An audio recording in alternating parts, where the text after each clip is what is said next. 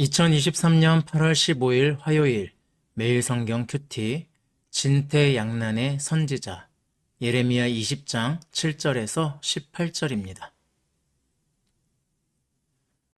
예전에 들은 이야기입니다. 주식 전문가가 자신만 알고 있는 고급 정보를 알려줍니다.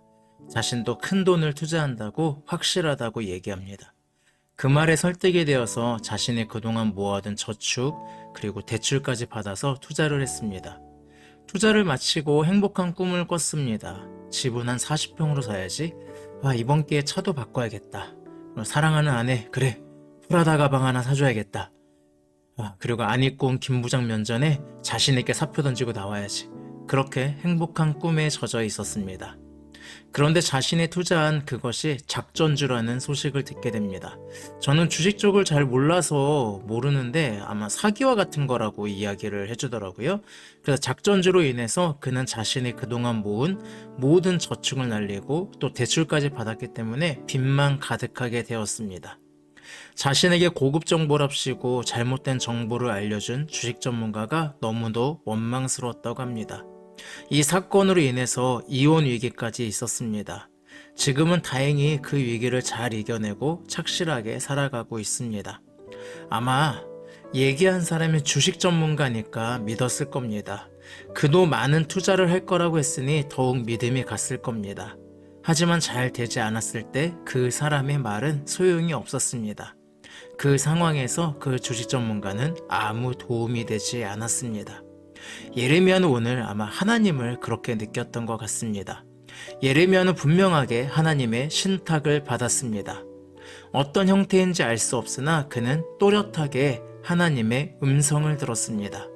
자신이 태어나기도 전에 하나님이 구별하여 선지자로 세웠다라고 했습니다. 그리고 하나님이 자신에게 말씀하고 있습니다. 그 말씀을 전하는 예레미야의 마음은 어땠을까요? 하나님의 말씀을 전하니 기대가 있었을 겁니다. 하나님의 말씀을 선포하고 남유다에 일어나는 거대한 회개의 물결을 기대했습니다. 회개의 물결을 통해서 다시 일어서는 남유다. 하나님이 용서하시고 굳건하게 세워지는 그런 남유다를 꿈꿨습니다. 그리고 그 회복의 중심에는 바로 예레미야의 그 선포, 즉 예레미야 자신이 있었습니다. 이런 기대를 했을 겁니다. 하지만 현실은 그렇지 않았습니다. 예레미야는 하나님께 불평합니다. 8절입니다. 내가 말할 때마다 외치며 파멸과 멸망을 선포함으로 여호와의 말씀으로 말미암아 내가 종일토록 치욕과 모욕거리가 됨이니이다. 멋지게 나와 있지만 우리식이라면 이게 뭐예요, 하나님? 내가 맨날 망한다 하니까 오히려 내가 망하고 있어요. 이런 표현이 아니었을까요?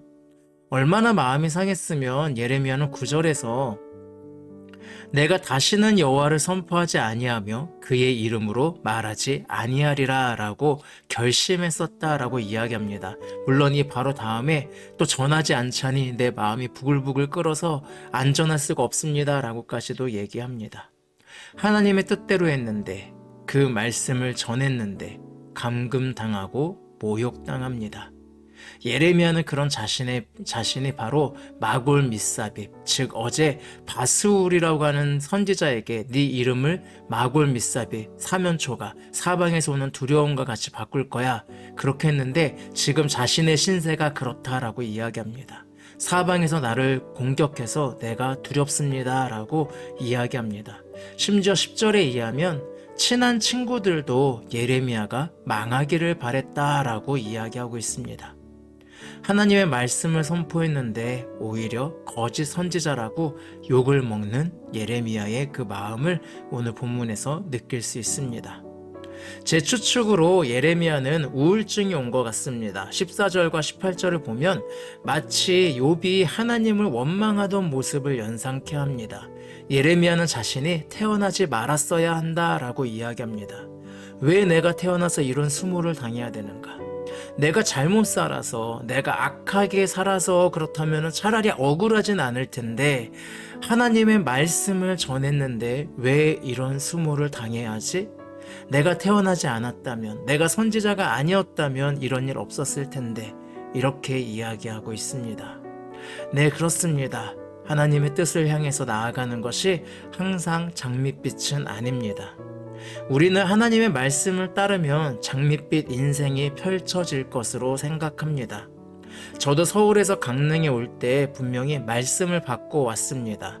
하지만 강릉에서 저에게 펼쳐지는 일들은 솔직히 장밋빛은 아닙니다. 예레미야처럼 잿빛은 아니지만 생각했던 것처럼 되지는 않습니다. 생각해보면 죄된 상황, 악한 사람들과 공존하는 상황에서 장밋빛을 꿈꾸는 것은 비현실적일 수 있습니다. 지금 나의 상황이 어렵다고 하나님의 뜻에 어긋나는 것은 아닙니다. 우리는 어려울 수 있습니다. 하나님의 뜻을 향해 나아간다는 것은 그럴 때가 있습니다. 생각해보면 우리 예수님도 장밋빛 사역은 아니었습니다. 한 사회복지사가 그랬다고 하죠. 사회복지로 세상을 바꿀 수 있다고. 아니, 최소한 내가 사는 지역은 바꿀 수 있다고 생각했는데 나라의 제도와 상황이 그렇지 못하더라라는. 그래서 야, 이거 아무 소용없다. 그래서 이야기했대요. 사회복지 필요 없어요. 이걸로는 어떤 것도 바꿀 수 없어요. 라고 이야기하면서 우울감과 패배감에 빠져 있었다고 합니다. 그런데 한 분이 이렇게 이야기하더래요. 야, 예수님도 2000년 동안 바꾸지 못했는데 넌 몇 년을 했다고. 근데 그 말을 들으니까 갑자기 그렇네 그러면서 마음이 편해졌다고 합니다. 저도 목회 자리에 있다 보니 이런저런 말을 듣습니다. 공격을 당하기도 합니다. 그럴 때 생각해보면 예수님은 저보다 더 당하셨더라고요. 저는 감히 명함을 내밀 수가 없었습니다. 여러분, 하나님의 말씀으로 살고 있는데 잘 안 되는 것 같나요? 하나님의 말씀에 순종한 것 같은데 기대처럼 되지 않나요? 그럴 수 있습니다. 하지만 그것이 실패가 아님을 기억하시기 바랍니다. 진정한 실패는 하나님의 말씀을 따르지 않고 평안함을 추구하는 겁니다. 비록 내 기대대로 되지 않아도 하나님의 말씀을 따르고 있다면, 예수님의 삶을 닮아가고 있다면 세상은 모욕해도 조롱해도 비난해도 우리는 성공의 길을 가고 있는 겁니다. 그러니 힘을 내시기 바랍니다. 어려움 속에서 하나님의 뜻을 지켜나가며 살아가는 여러분을 응원하겠습니다. 기도하겠습니다. 사랑의 하나님, 하나님의 말씀을 받아서 그 말씀을 가지고 나아가니 놀라운 일들이 일어날 거라고 하는 그 기대감을 가지고 나아갈 수 있습니다. 하지만 때로는 우리의 현실 가운데서는 하나님의 말씀으로 살았음에도 불구하고, 확신을 가졌음에도 불구하고, 순종하였음에도 불구하고 장밋빛이 아니라 잿빛처럼 나를 찾아올 때가 있습니다. 하지만 그럴 때마다 내가 잘못된 것이 아님을 이야기해 주시는, 또 예레미야를 통해서도 말씀하시는 그 하나님을 바라보게 하시길 원합니다. 결과가 중요한 것이 아니라 내가 하나님을 따르고 있냐는 것이 중요하다는 그 사실을 기억하면서 오늘도 힘을 내고 또 서로를 응원하며 살아가는 그리스도인이 될 수 있도록 함께해 주시기를 원합니다. 예수님의 이름으로 기도합니다. 아멘. 오늘도 말씀 안에서 하나님과 동행하는 행복한 하루 되길 바랍니다. 샬롬.